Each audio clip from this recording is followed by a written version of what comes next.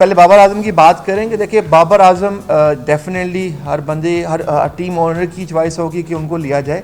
अगर हमें मौका मिला जाए तो we will consider it, not necessarily कि हम उनको लें, लेकिन definitely we will consider it कि बेस्ट ऑप्शन और टेबल क्या है। ऑस्ट्रेलियन प्लेयर्स में मेरे इंफॉर्मेशन के मुताबिक अभी तक 6 से 7 ऑस्ट्रेलियन ऑफिशियल रजिस्टर कर चुके हैं। लोकल टैलेंट को डेफिनेटली हम एक प्लेटफॉर्म प्रोवाइड करेंगे ऑन अ मेरिट बेस। अगर उनका मेरिट कैपेबल हुआ to be a part of the team, sir that will be definitely our first choice. अच्छा जी, मैं हम स्टार्ट करेंगे। मुझे थोड़ा सा मेरे लिए चीज़ें नहीं है, लेकिन इंशाल्लाह ट्राई कि मैं टू द आप लोगों को भी साथ लेके चलूँ और आप लोग भी गो इजी ऑन मी, ठीक है। शहबाज भाई ने कहा था सियालकोट क्यों। सियालकोट की बेसिकली जो हमारी प्लानिंग थी डे 1 से थी जी अल्हम्दुलिल्लाह। उसकी 2-3 रीज़न थी। एक तो अल्हम्दुलिल्लाह जो क्रिकेटिंग के वर्ल्ड की बात की जाए कि Sialkot has been successful in T20 national wide, वो उसका एक अपना रिकॉर्ड हम सबको मालूम है, तो एक वो भी रीज़न था। और उधर से उसके बाद एक काफ़ी डिस्कनेक्ट आ गया था सियालकोट के अंदर। तो सियालकोट की कम्युनिटी को जब हमने स्टडी किया ना, they were very passionate about it, और वो इस चीज़ को मिस भी कर रहे थे कि यार क्रिकेट वापस लेके आना चाहिए। दूसरा, हमने जब उनको स्टडी किया कि जो क्रिकेट स्टेडियम है जिना क्रिकेट स्टेडियम सियालकोट का, वो बिल्कुल डिजर्टेड था। तो जब मैं पर्सनली उधर विज़िट भी किया तो यकीन करें दिल में एक ख्वाहिश भी थी कि अल्लाह हमें मौका दे हम इसको ठीक करें, क्योंकि दिल को दुख भी हो रहा था वो देख के। कि उसके बाद जी वेरी इंपॉर्टेंटली जब चीज़ें कनेक्ट होती रहीं तो one of the major element came into mind, यार हम इकबाल को भूल गए हैं। सियालकोट तो इकबाल का था। अगेन इसके अंदर बहुत अच्छी डेवलपमेंट है और इंशाल्लाह नेक्स्ट वीक के अंदर इसमें मज़ीद क्लैरिटी आ जाएगी। अभी तक सिर्फ स्पेकुलेशन चल रही है कि हो सकता है कि सिर्फ 1 पूल की रिटेंशन की हो। अभी इस वेरी जो अल्हम्दुलिल्लाह अनऑफिशियली डिस्कशन चल रही हैं, वो नेक्स्ट वीक में ऑफिशियल हो जाएंगी। तो विन विन सिचुएशन है हमारे न्यू ऑनर्स के लिए भी और जो करंट ऑनर्स के लिए भी है। तो आई एम लुकिंग फॉरवर्ड, अगर मैं इसको देखूँ, it will be win win for us as well as the new और जो प्रीवियस ऑनर्स हैं।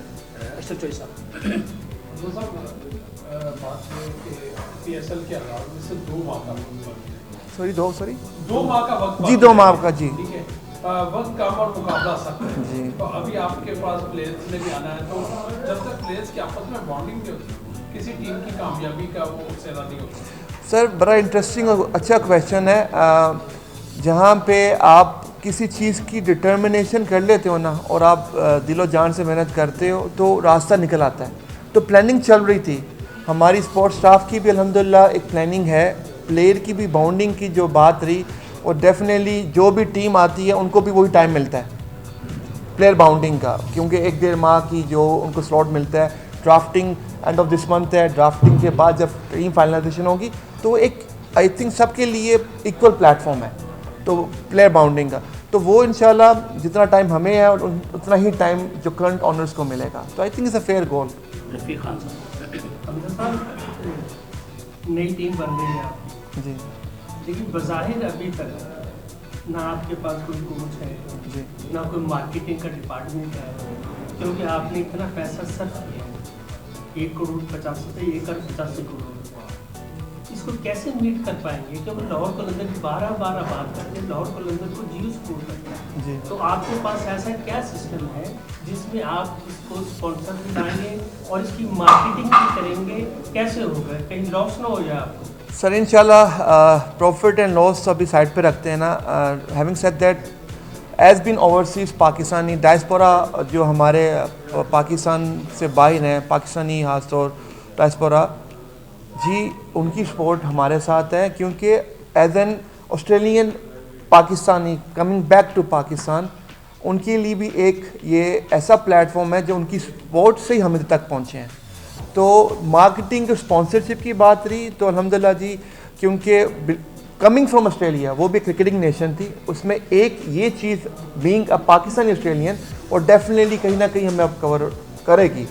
अब दूसरे फ्रेंचाइजी के पास डेफिनेटली एडवांटेज है, लेकिन इंशाल्लाह हमारे पास भी ऐसे प्लान है कि हम इसको पहले साल में कुछ इस तरह एग्जीक्यूट करें कि हम अपने आप को फाइनेंशियल इतना स्ट्रॉन्ग करें कि अपने क्रिकेट इंफ्रास्ट्रक्चर के ऊपर वो पैसा जाए। सर मेरा सवाल ये है कि बाबर आजम के हवाले से बात लोग कर रहे थे कि आप बाबर आजम के हवाले से कि बड़ी ख्वाहिश है कि बाबर आजम काश आपकी टीम में हो, ये मुमकिन है या नहीं है? दूसरा वो ऑस्ट्रेलिया काफ़ी अर्सा रह के हैं, वहाँ की मुख्तलिफ लीग्स में भी आप अटैच हुए हैं, तो ऑस्ट्रेलियन टीम के कितने प्लेयर एक्सपेक्ट कर रहे हैं जो आप? पहले बाबर आजम की बात करेंगे। देखिए बाबर आजम डेफिनेटली हर बंदे हर टीम ओनर की चॉइस होगी कि उनको लिया जाए। अगर हमें मौका मिला जाए तो we will consider it, not necessarily कि हम उनको लें, लेकिन definitely we will consider it कि बेस्ट ऑप्शन और टेबल क्या है। ऑस्ट्रेलियन प्लेयर्स में मेरे इंफॉर्मेशन के मुताबिक अभी तक 6 से 7 ऑस्ट्रेलियन ऑफिशियल रजिस्टर कर चुके हैं। तो अभी तक मैं उनके मैं नाम डिस्क्लोज नहीं कर सकता, लेकिन 6 से 7 ऑलरेडी रजिस्टर्ड हैं ड्राफ्टिंग के लिए। तो उनमें से डेफिनेटली हमारी चॉइस भी होगी, उनको हम ऑन बोर्ड किए करें इंशाल्लाह जी, इंशाल्लाह 3-4 होंगे जी, 3-4 होंगे। थोड़ा सा ऊंचा बोलिए।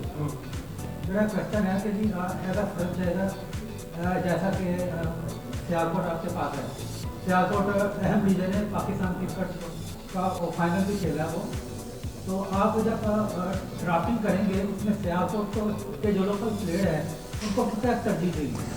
सर इसको डेफिनेटली लास्ट मीटिंग में भी मैंने यही अर्ज़ किया कि लोकल टैलेंट को डेफिनेटली हम एक प्लेटफॉर्म प्रोवाइड करेंगे ऑन अ मेरिट बेस। अगर उनका मेरिट कैपेबल हुआ to be a part of the team, sir that will be definitely our first choice. It's will be on the table कि किस player की क्या कैपेसिटी है। अब अगर ये सिर्फ कहना चाहूँ कि मैं सियालकोट में सिर्फ उन बच्चों को दो जो जिनका कैलिबर या मेरिट नहीं है, तो ये अनफेयर की कॉल हो जाएगी। तो it will be on their performance, their talent, on उनकी क्या पीछे कारकर्दगी रही है, उस हिसाब से हम उनको इंशाल्लाह आगे लेके आएंगे। Thank you so much for being here. Sir आपने कहा इकबाल को हम भूल गए, सियालकोट को जब हमने देखा तो सियालकोट में इकबाल आ गए, तो हम क्या सियालकोट शहीन्स के साथ जा रहे हैं? और दूसरी जानिब डायरेक्ट साइनिंग जो है आप कर रहे हैं आज डायरेक्ट साइनिंग, तो आप इसमें डायरेक्ट साइनिंग में किसको प्रेफर करेंगे, पाकिस्तानी या कौन? ओके, दिस इज़ वेरी, पहला तो शहीन का नाम लिया, डेफिनेटली हमने बात ही वो स्टार्ट की कि हालांकि मैं इतना शहरी को मैंने फॉलो नहीं किया, जब मैंने इसकी डीप R&D की ना, तो यकीन कीजिए अमान भी ताज़ा हुआ और दिल भी जो कह रहा था कि नहीं यार, दिस इज़ समथिंग